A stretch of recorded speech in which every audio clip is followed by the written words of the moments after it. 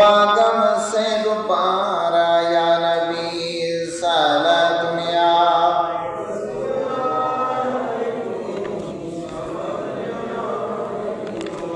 शुद्ध वजो दोषो रहमतल लिल आलमीन मस्जिद वो शुदा मारो ये जमीन साला दुनिया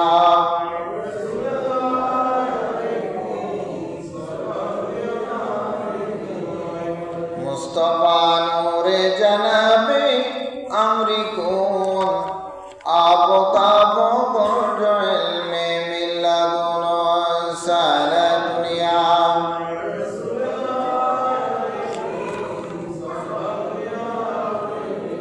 ख्याली मा सिवा दिल से मिटा दो या रसूल अल्लाह हिजाबे जुल्मते बशरी उठा दो या रसूल अल्लाह साला दुनिया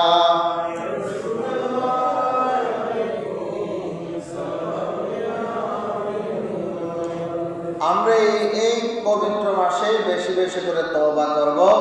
তওবার মাধ্যমে আমাদের অতীতের গুনাহ মাফ করে দিবেন কে?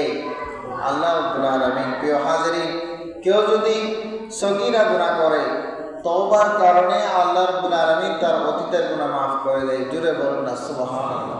আর কেউ যদি কবিরা গুনাহ করে তাহলে সেটা যদি বান্দার হক প্রাসঙ্গিক হয়, যদি বান্দার হকের সম্পর্কে হয়, তার হকগুলো আদায় করে দিতে হবে।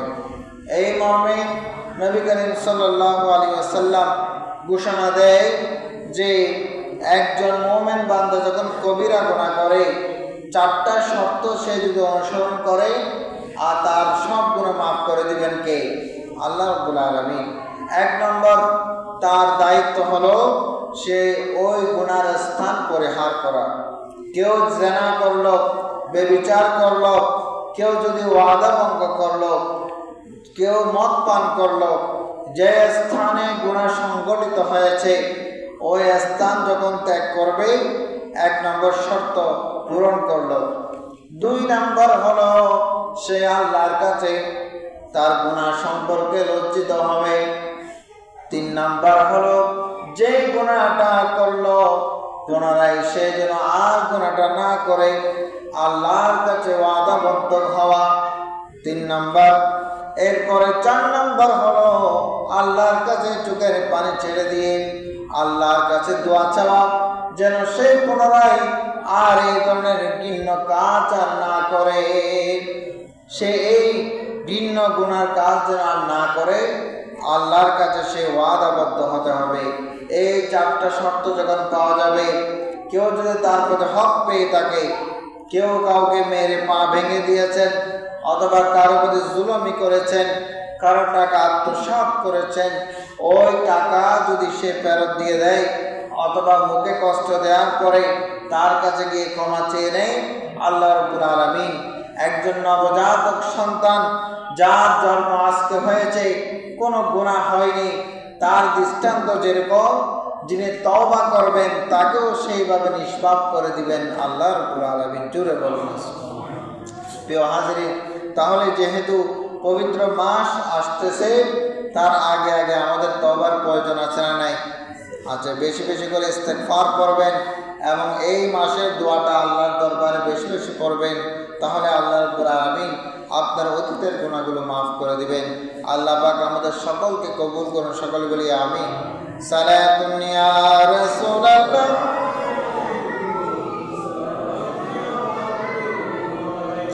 রাসূল আকরাম সাল্লাল্লাহু আলাইহি ওয়াসাল্লাম বলেন যে এই হাদিস কানা মুসলিম শরীফের মধ্যে বর্ণিত হয়েছে। আল্লাহর নবী ঘোষণা দেয়, ইন্নামাল মুসলিমুনা ইখওয়াতুন, মুসলিম পরস্পর ভাই ভাই, মুসলমান পরস্পর ভাই ভাই। লা তাহাসাদু, তারা হিংসা করবে না।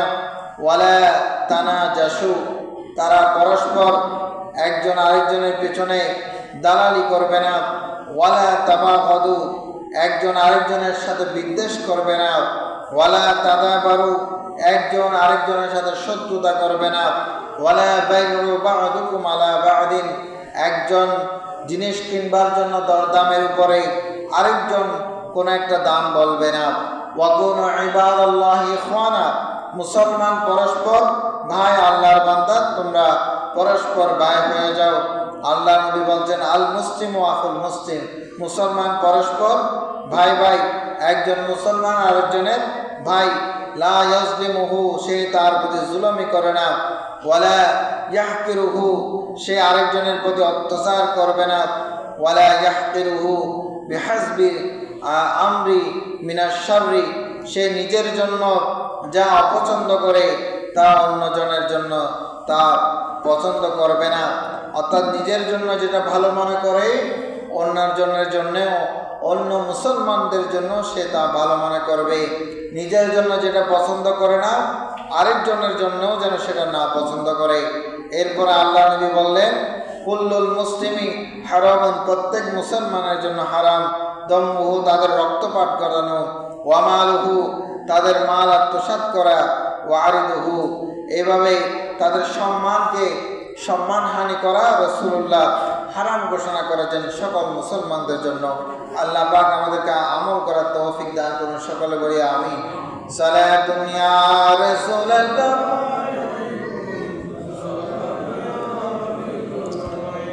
आपकी फुरकत ने मारा या नबी, दिल हुआ गम से दोबारा या नबी, सारा दुनिया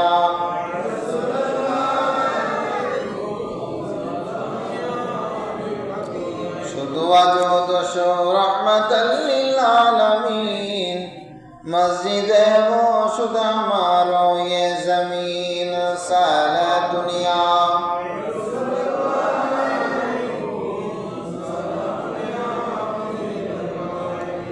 आपकी फुरकत ने मारा या नबी, दिल हुआ गम से दोबारा या नबी, सारा दुनिया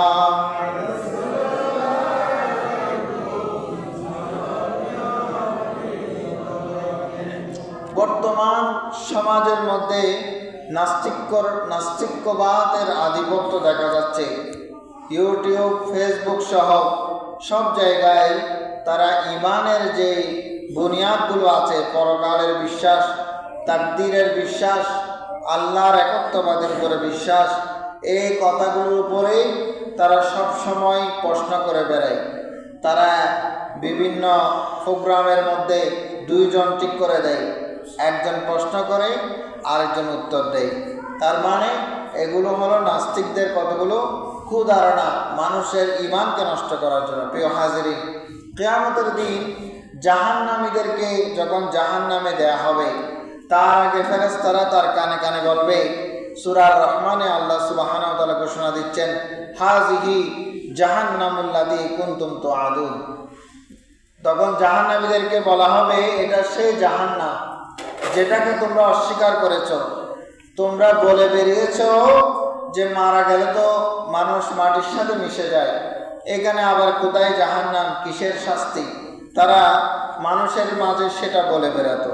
তখন আমার এই পবিত্র কালামে পাকে আল্লাহ ঘোষণা দিচ্ছেন ফেরেশতারা তাদেরকে দেবার আগে বলবেন হাযিহি জাহান্নাম, এই জাহান্নামটা হলো জাহান্নামুল্লাতী কুনতুম তুআদুন ইউকাযযিবু বিহাল মুজরিমুন, যে জাহান্নামটাকে তোমরা অস্বীকার করলে আজকে তোমাদেরকে সেখানে দেওয়া হলো। জুড়ে বলুন না নাউযুবিল্লাহ।